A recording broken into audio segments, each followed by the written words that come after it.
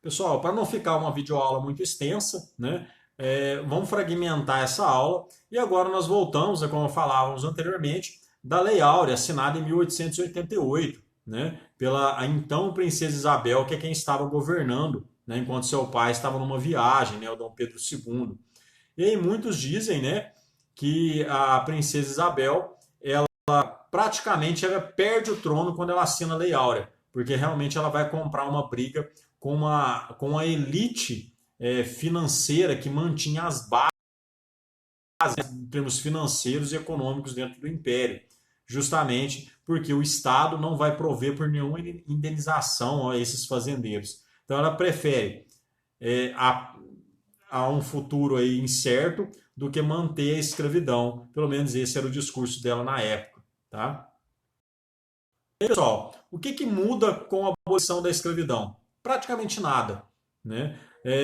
Os negros vão continuar numa condição de inferioridade, né? O preconceito racial vai ser ainda mais evidente, até ranço, né, de uma sociedade que tinha a escravidão enraizada toda no cerne dessa sociedade, porque 300 anos dessa prática, a escravidão é reproduzida pelos próprios negros em condição de liberdade, tamanha o enraizamento dessa escravidão, né? Embora isso não fosse justificativa, mas era uma prática comum, né?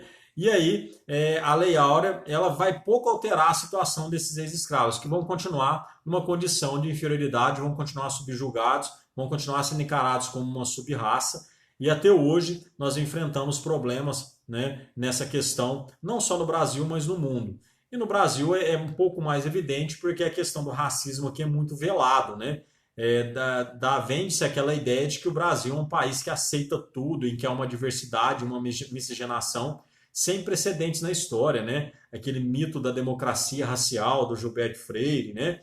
Mas na verdade a gente vê que o racismo está presente ainda quando a gente vê, né, por exemplo, a quantidade de negros que são presos, né, a quantidade de negros que fazem parte do Congresso Nacional, ou seja, ainda há grandes desigualdades quanto à questão racial que precisam aí ser definir só a maturidade de um país e o aprimoramento dessa juventude e dos cidadãos que vão realmente dar a real igualdade, a real isonomia, né, independente dessa ideia absurda de raça, né? Então, pessoal, voltando para as questões que vão abalar o Império, né, a partir de 1870, nós temos a questão religiosa. Tá? A questão religiosa ela vai esbarrar numa questão que é a questão do padroado. Né? No Brasil,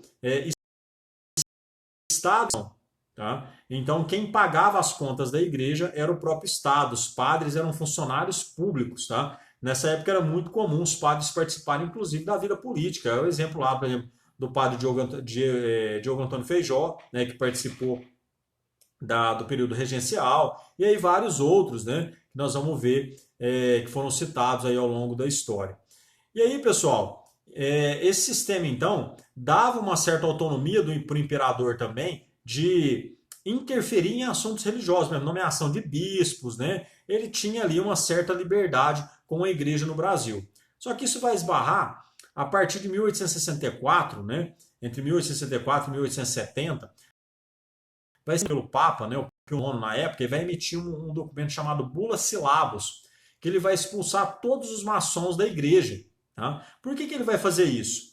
No processo de unificação da Itália, tá, a maçonaria vai apoiar a unificação da Itália. E no processo de unificação da Itália, o Estado italiano vai tomar muita igreja, né, os chamados Estados Pontifícios. A igreja, inclusive, vai perder essas terras na hipótese de 1870 e só vai recuperar parte dessas terras em 1929, com Hitler, com Mussolini, né, o chamado Tratado de Latrão, que nós vamos ver também no momento adequado.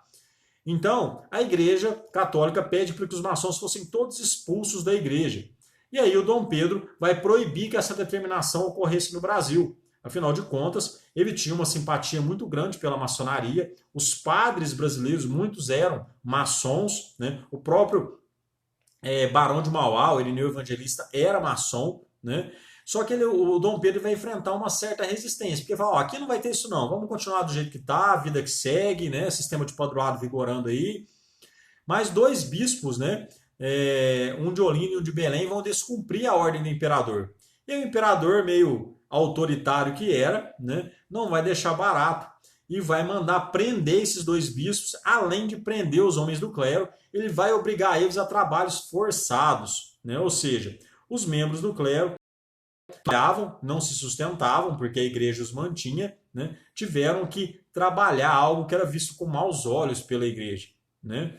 Então, mesmo que posteriormente tivessem sido anistiados, né, o Dom Pedro tenta fazer ali um meio campo, mas ele já havia perdido naquele momento um dos pilares que sustentavam o seu governo. Lembrando que eram três pilares, tá? A igreja representava o pilar ideológico, o exército representava o pilar das forças armadas e a manutenção do poder, e os cafeicultores representavam aqui o pilar econômico. Então, ele tinha essas três bases, e aqui ele já vai perder uma, tá?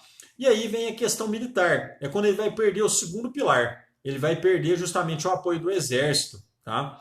O exército vai requerer uma série de melhorias, tá? Melhora de salários, melhora de infraestrutura, mais investimento, aumento aí de uma série de benefícios, né? E aí o exército vai se ver desprestigiado em relação, por exemplo, à Guarda Nacional, né? E lembrando, o exército saiu fortificado da Guerra do Paraguai. Haja vista, né? Haviam enfrentado ali e vencido uma guerra. Então o exército ele sai realmente com um pouco mais empoderado, né? E aí o que vai acontecer? Alguns generais do exército, né? Alguns coronéis do exército ali, vão acabar falando demais e questionando e batendo de frente com o Dom Pedro, que são o Sena Madureira e o Cunha Matos. E aí o Dom Pedro, para não ficar quieto, como sempre, né, autoritário que era, vai impor uma série de punições a esses homens do exército. E aí, pessoal, o arreio virou para barriga. Começa a conspirar dentro dos quartéis justamente a ideia e principalmente o viés republicano, né, aquele ranço pela monarquia, aquele ranço pelo Dom Pedro II, começa a ser nutrido nos quartéis generais. Então, o exército vai virar um berço, né? Um berço da república, um berço dos ideais republicanos. E aí, o Dom Pedro acaba comprando briga e perdendo o seu terceiro pilar. Além disso, ele vai ver crescer a onda do republicanismo dentro do Brasil, principalmente a partir da fundação do PRP, né? O Partido Republicano Paulista, que vai estar ligado às importantes cafeicultores de São Paulo, tá? Então, esses cafeicultores vão, pouco a pouco, né, se enveredar para o meio político.